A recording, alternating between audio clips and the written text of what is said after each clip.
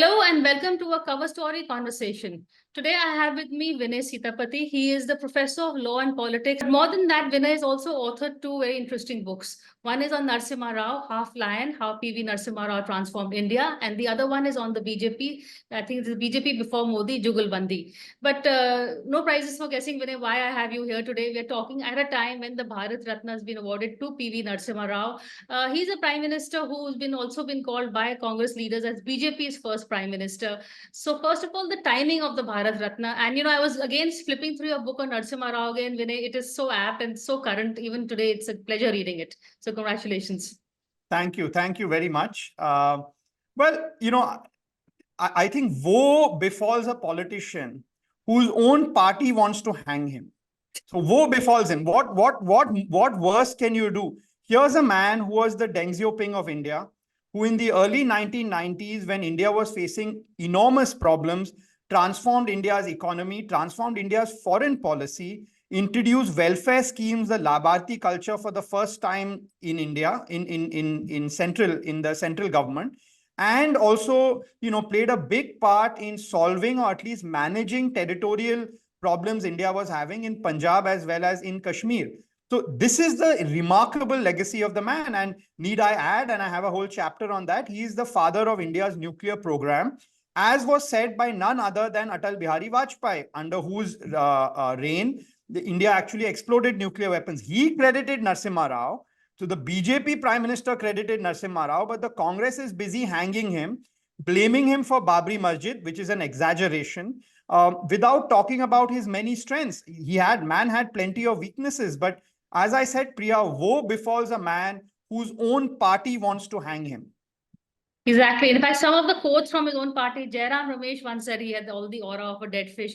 But since then, Jairam Ramesh has also written a book and praised him for the economic reforms. But then, why would the BJP choose Narasimha Rao today? Of course, one answer is that the Congress can't look past the Babri Masjid shame. For the BJP, that's no problem. That fits in pretty organically with their kind of politics. So, were you surprised when the BJP honored him?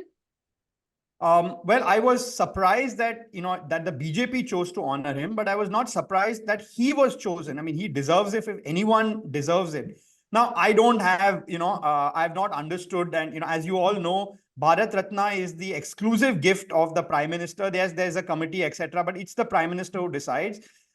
We don't know what the prime minister's internal logic and, and machinations are.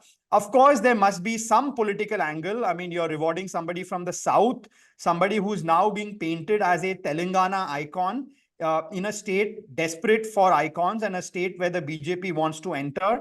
But, let's, leave the immediate issues aside. I think that there are two other very big reasons why the BJP probably also gave him the Bharat Ratna. One, and most importantly, any politician I've met who has served in high office, who understands the constraints of high office, suddenly develop admiration for Narasimha Rao, because they realize that change coming from Delhi is just so damn hard that, that Narasimha Rao, who was weaker than Narendra Modi, Jairam Ramesh is correct, he had the charisma of a dead fish. His own party hated him. He was a minority government. Two governments before him, minority governments collapsed within a year. Three governments after him, minority governments also collapsed in barely a year. So in these constraints, understanding the problems of actually getting things done in India, Narasimha Rao was able to not just last for 5 years, which itself is a big deal, but bring about this change. And I've met many BJP leaders who, now that they are in power, now that they understand how hard it is to get things done, have renewed admiration for the man. Third reason, Priya, is that the logic of Narasimha Rao is now the logic of India, right? Take Narasimha Rao's economic reforms. At that time, it was considered so heretic, so going against Nehruvian socialism that Narasimha Rao actually had to hide his fingerprints. But today, every party accepts liberalization as an accepted fact. It's not something that, except if you're a communist and they don't have much power in India, whether it's the BSP or it's the Trinamool or it's the BJP or it's the DMK, the idea, at least the principle, that the state must retreat from business and instead use tax revenues to actually spend more for the poor. This idea, this social democratic idea, has now become logic. So we are living in the world of Narasimha Rao. The only tragedy, apart from the fact that his own party has disowned him, that today's Gen Z as well as millennials, right? Every time they they send a WhatsApp text or they use a mobile phone, they should be thanking Narasimha Rao, right? Not Rajiv Gandhi. Not Rajiv Gandhi. Rajiv Gandhi was fixed line. The numbers were tiny, and it was done through the government, right? Narasimha Rao's genius was that when the tech, and I talk about this in the book in detail, I have his file noting, so it's not just speculation, it's first-hand information. When technology with regard to mobile communication is entering India, Narasimha Rao goes against his own communication minister, Sukhram, to ensure that it's in the private sector, right? And also ensures that global money can enter when it comes to telecom. These are the two things that have defined India today, that a lot of money has come in terms of foreign investment in the telecom sector, and it's the private sector that is booming in India. This is why all of us have mobile phones, not just mobile phones. Every time you take a plane in India, keep in mind that the first kind of private airline after nationalization that was allowed to fly in India was around 1993, when Jet Airways took up the first flight. Now, some of those names our Gen Z and millennials would have forgotten. You and I would not, Priya, which is East West Airlines, Damania Airlines, Sahara Airlines. But that, again, Narasimha Rao made mistakes, but he was the pioneer. He opened up this sector. I can go on and on and on. And I only hope that the Bharat Ratna reminds Gen Z and the millennials that the India they enjoy is thanks to one man. What do you think about Narasimha Rao may have attracted Prime Minister Modi? I mean, you hinted at it a bit, while he's in office, he realized what Rao went through. What is the one or two things that would have really attracted Modi about Narasimha Rao? I think two things. One is, just getting things done. I mean, Narendra Modi has more legislative power than Narasimha Rao found imaginable, right? In terms of control over his party and party's control of parliament. Still, it's really hard. Whether it's GST or it's Article 370, you have the courts, you have your own party, you have the opposition, you have Lok Sabha, you have Rajya Sabha. So the one thing I think that not just Narendra Modi, but even Mr. Amit Shah likes about Narasimha Rao is, look, in constraint, and given the constraints and the many speed bumps of Indian democracy, how do you get things done? For that, you have to look to Narasimha Rao. And the second is definitely political. I think they have some sympathy for him, that here's a man who was treated so badly after his retirement by the Nehru Gandhi family. To be clear, Priya, Narasimha Rao was not Dudh Ka Dula, right? As you know, you were a veteran reporter during that period. He was also a cunning man. He gave as good as he got. When he was prime minister, he was spying on Sonia Gandhi. Sonia Gandhi was a private citizen. In my book, I talked about intelligence bureau documents I saw where Narasimha Rao was spying on Sonia Gandhi. So he gave as good as he got, and Sonia Gandhi had every right to be very uncomfortable with Narasimha Rao. The difference is, once Narasimha Rao stepped down as prime minister, once he stepped down as Congress president, he was very vulnerable. There was no need to kick a man when he was down. Look at the atrocious way in which his dead body was treated. I begin the book that way. His body was not allowed into 24 Akbar Road, which is the Congress headquarters. It was kept on the pavement. The gate did not open. And a few days later, when his funeral happened in Congress-controlled Hyderabad, the funeral pyre was not guarded in the night, and you had stray dogs pulling at the funeral pyre. I mean, what can be a worse way for India's Deng Xiaoping to go? And for this, I'm not, blaming the Nehru Gandhi family alone, but it's a Congress ideal of use and throw. And I think that's in contrast to the BJP, and that's why the BJP wins. But that's interesting. I saw a conversation between you and Dr. Sanjay Baru recorded, I think, at the time when your book came out, where Baru was asked about his legacy, and he said, well, the one legacy is that he showed congressmen that a non-Gandhi Nehru can still be prime minister and survive. Is that an important lesson for today's time when the Gandhi legacy is at an all-time low? Well, look, he survived for those 5 years, right? But look at the treatment after he stepped down. I think that's a cautionary tale for any congressman or woman who thinks that he or she has become too big for his boots, right? And the Congress lesson is you have to have continuing fealty to the Nehru Gandhi family. Narasimha Rao didn't do that. I'm not... Is Manmohan's... Sorry, go ahead. Complete a thought, then I wanted to compare Rao and Manmohan Singh. That's was going to be the next thought. Firstly, they really liked each other. That's the first headline. Second is, while everyone abandoned Narasimha Rao, the only man who didn't do that is Manmohan Singh, right? The only man who, I didn't know even that. when I interviewed him, he said he is my political guru, right? He cooperated with me when I was writing the book on Narasimha Rao, even though in my book I was saying that, yes, of course, it was a jugalbandi between Manmohan Singh and Narasimha Rao liberalization.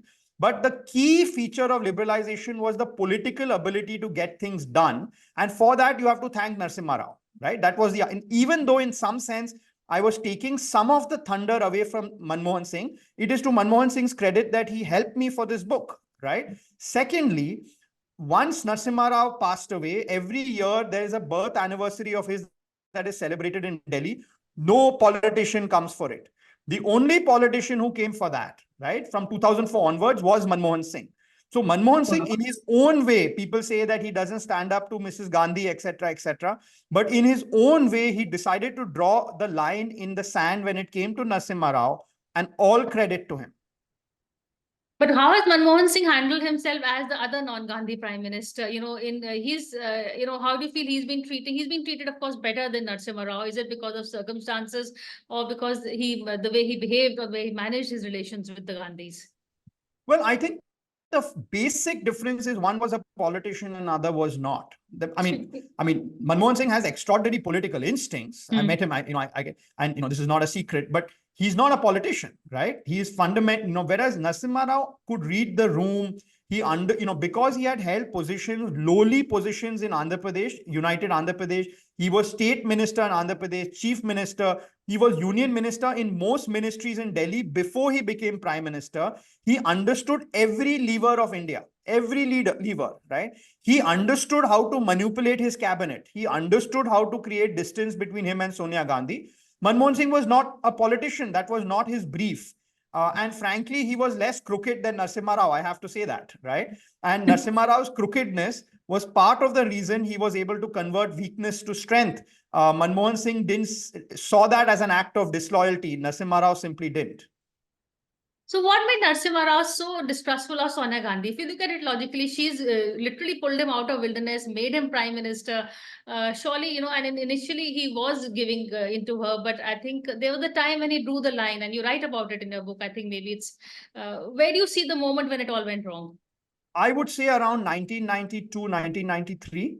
So, one of the things about power, Priya, and you know this, as a reporter yourself, is that however your morals are before you have power, once you get power, it gets into your head, So in Narasimha Rao's case, he had, as I point out in my book, retired from politics. He was about to become a monk in the Kotrala monastery. He was closing his bank accounts when Rajiv Gandhi dies, and by virtue of being a consensus figure, he's made prime minister.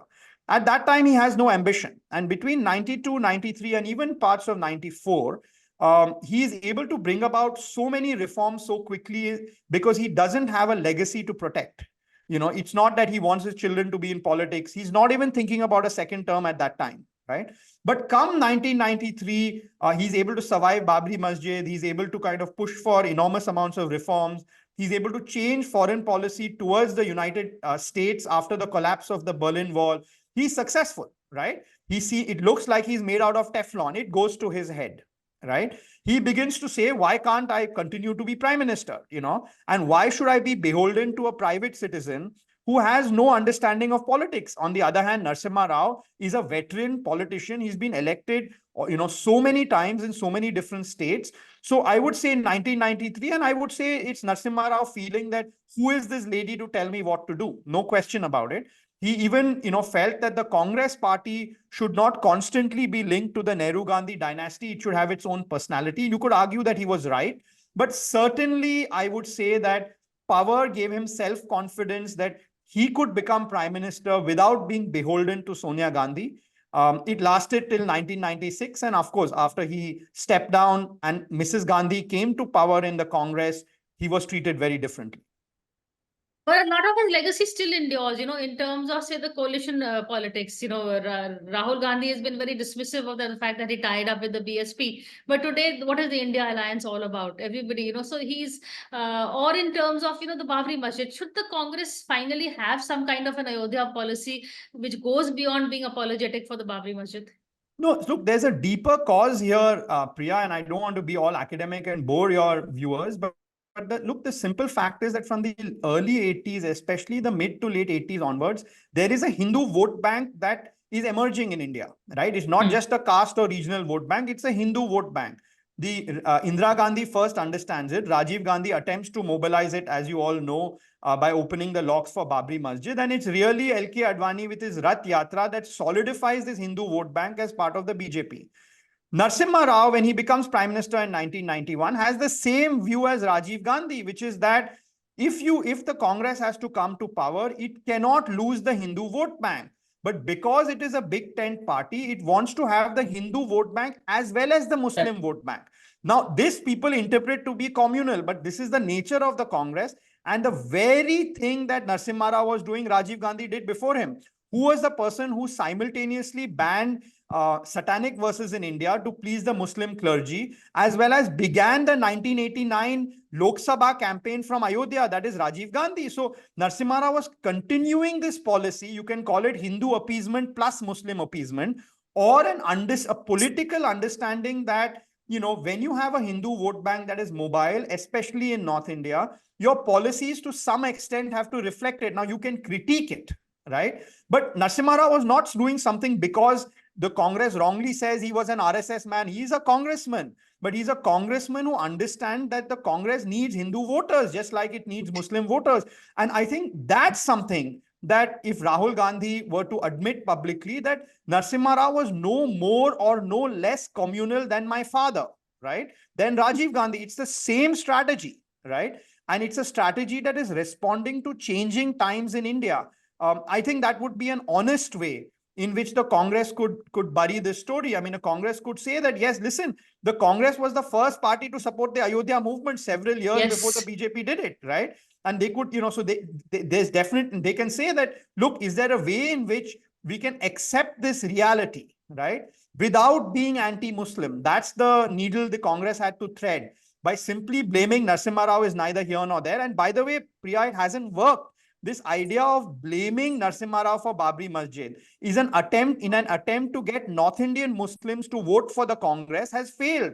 The North Indian Muslims continue to vote for Lalu Prasad Yadav or for Akhilesh Yadav. They are not coming back to the Congress. So this gambit has failed. So when Rahul Gandhi says that if a Nehru Gandhi had been in power in 1992, Babri Masjid wouldn't have fallen, is just it. I mean, it's not good strategy in my opinion.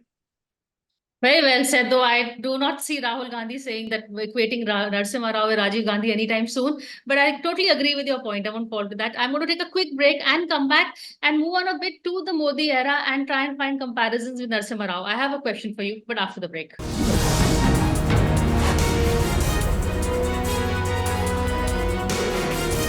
Hello and welcome back to a conversation with Vinay Sitapati, author of Half Lion, a book on how PV Narasimha Rao transformed India. Vinay, we spoke about Congress and Rao, but now I have another question about Modi and Rao. You know, we're finding similarities of what Modi may like about Narasimha Rao. The thing is, Narasimha Rao is also known for that big ticket reform. Now, when Modi came into power, we all thought he would do something like liberalization. You were waiting for that big bang reform. That never happened. Why do you think so? I think there's a difference in philosophy on economics when it comes to Narendra Modi and Narasimha Rao. Both of them understand that this PSU culture is a failed culture. I think both of them understand that, right? And Mr. Modi keeps on saying that, you know, maximum governance, minimum government, right? And, you know, in Parliament recently also, he gave a list of all the various laws, useless laws, right? That was stymieing enterprise in India that he has removed, right? But deep down, I think Narendra Modi is closer to the East Asian modernizers like Park Chung-hee, Lee Kuan Yew, Mahathir Mohamad, who were pro-business, but felt that you have to have an active state in order to help business. And his PLI schemes are a good example of that, right? Narasimha Rao, on the other hand, understood that, look, the Indian state doesn't work. There's a difference between the Indian industry ministry and the Japanese industry ministry. You know, and in this circumstance, given that the Indian bureaucracy simply, you know, at scale is not able to deliver, it makes more sense in the Indian context that the state retreats. The state focuses on welfare schemes, which is something that Mr. Modi, as well as even non-BJP chief ministers in India have understood, and leaves business alone. Today, if you ask businessmen, they complain about ED and CBI at one level. At another level, they complain at the states, and this is not just Mr. Modi, these are also state governments, of how environmental clearance as well as your health and safety clearance is used to extort money, right? I don't think these policies are going to go anytime soon, because I think Mr. Modi deeply believes that an active state, right, is critical for economic growth. Yes, it's pro-business policies, but he's not into the business of giving less power to the joint secretary and more power to the local banya. That is not Mr. Modi's view. And in that, there is a key difference between him and Narasimha Rao. But again, Narasimha Rao, also had a lot of godmen around. And you've written, I mean, I'm moving away. You have written a lot about the equation with NK Sharma and Chandra Swami. A bit about those, how the role they played in Narasimha Rao's policy making. Absolutely. And there are two reasons for this, Priya. One is Narasimha Rao was a religious man. I don't want to take away this idea, right? In his private papers, I found all these astrology charts, right? He believed in God. I mean, he believed in rituals. He believed in, so he was a very believing Hindu. He wasn't just an intellectual about it, right? So that's a very big element to why he kept godmen around him. The second reason he kept godmen around him, Priya, was political. Narasimha Rao was a very weak prime minister. He did not have control over his own party. These were the Narad Munis who would go from politician to politician, who would give contacts to Narasimha Rao. For example, when Narasimha Rao first went to the United States after liberalization, he wanted to meet top businessmen like Jack Welch, right? And the Indian embassy didn't have those contacts because they were steeped in Nehruvian socialism. Why should they deal with American businessmen? It was left to Chandra Swami to connect him to many of these business big shots, right? Chandra Swami had devotees from all opposition parties also. So the gossip within the party, etc., he fed Narasimha Rao. Narasimha Rao, of course, was very clever not to trust only one godman. So while he had Chandra Swami, he also nurtured NK Sharma. The two hated each other. So the two kept tabs on each other, right? And I remember when I asked Narasimha Rao's son about this policy of Narasimha Rao of always having two people under him who hated each other, Narasimha Rao's son told me this Sanskrit phrase, which his father used to say, which is Yachaka Yachake Shatruhu, which is one beggar or one mendicant, one person who wants something will always be an enemy of the other person who wants something, right? So this was so Narasimha Rao's belief in godmen, that's why he's half a lion, right? He was half into God and half into earthly politics, and you have to understand about the man. Yeah, in fact, I was going to ask you about your title. Would you like to add to that half line? It's a very, it's a very catchy title, and as you just explained it, it's there is a lot more to it than just the labeling of it. So one is the central feature of Narasimha Rao, of how he was able to transform India, was that he was half and half, right? He was a corrupt man. He was also a deeply visionary man. He was a modernizer. He could look to the future. At the same time, he had a deep understanding of India's civilizational past, right? He was a thinker when required. He was also a man who could act very quickly. So he was half and half. At another level, as his name Narasimha implies, right? He's, you're half man, half lion, right? And if you remember the Hindu myth, Narasimha is able to kill because he is half and half, right? Correct. And it's neither evening, nor is it, it's neither night, nor is it day. It's neither inside the house, nor outside the house. That's the power of Narasimha, right? That was the power of Narasimha Rao. So it's on both counts, I think. I got lucky that the man's name suited his personality. Of all the prime ministers, you picked Narasimha Rao as your first book. Why? I mean, as the first prime minister you wrote about. Why so I am not Telugu. I was not a fan of Narasimha Rao, right? Narasimha Rao, when I wrote about him, everyone had forgotten about him. When I went to his own city and I asked a taxi driver said, yeah, he's the man on whom the flyover is named. That's how he was remembered, right? But I had read a book, Priya, on Deng Xiaoping, which is the man who changed China, right? Who undid Mao's legacy, just like Narasimha Rao undid Nehru's legacy on economics, but did it in the 1980s while pretending to continuity. And I said, look, there's a story waiting to be written about India's Deng Xiaoping. Narasimha Rao was the man who was prime minister then. I didn't know much about him. But thanks to 45 cartons of his papers that his son gave me, as well as about 100 interviews that I did with his son, his finance minister, Manmohan Singh, his cook, his Really? companion, his doctor. Doctor, very important, right? Doctor is a person who sees you every day. Cook is very important. Cook knows who you're eating lunch or dinner with, who is part of your kitchen cabinet, when you're, who is truly close to you, who is not, right? He also gave me lovely details like NarimaRa's favorite dish was Karela, which, if you think about it, suits the man's personality pretty well, right? Now, what gave me the most confidence in being able to do this was that his family did not censor me in any way. I could write about his love affairs. I could write about his corruption, as well as the man's extraordinary contribution to India. And I think readers have liked in the book that, while I say that he's the best prime minister India has had, I'm not blind to his many weaknesses. For example, his role in the anti-Sikh riots of 1984, when he was Union Home Minister and he could have stopped the violence. I call it his vilest hour. So by no means am I blind to the man's many problems, but I want to tell this generation about his extraordinary strengths, his transformation of India, which makes his Bharat Ratna doubly welcome.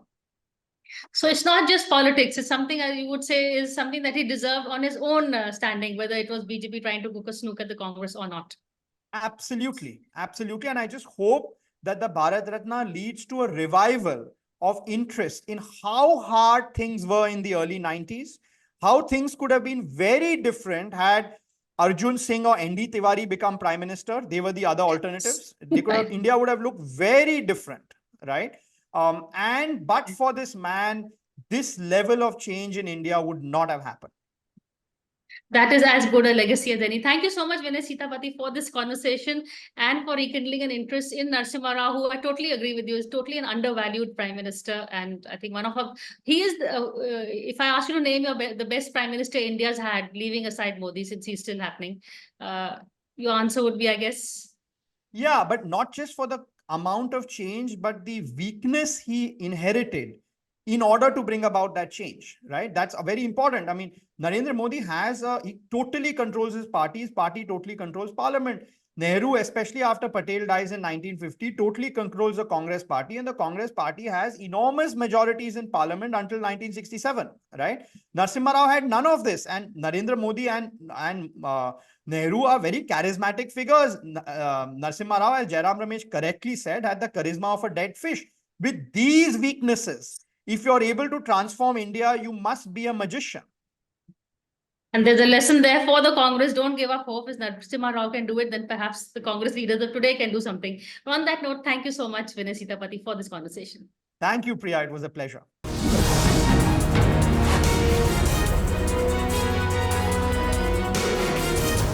For more such videos, subscribe to the NewsX YouTube channel, hit the bell icon.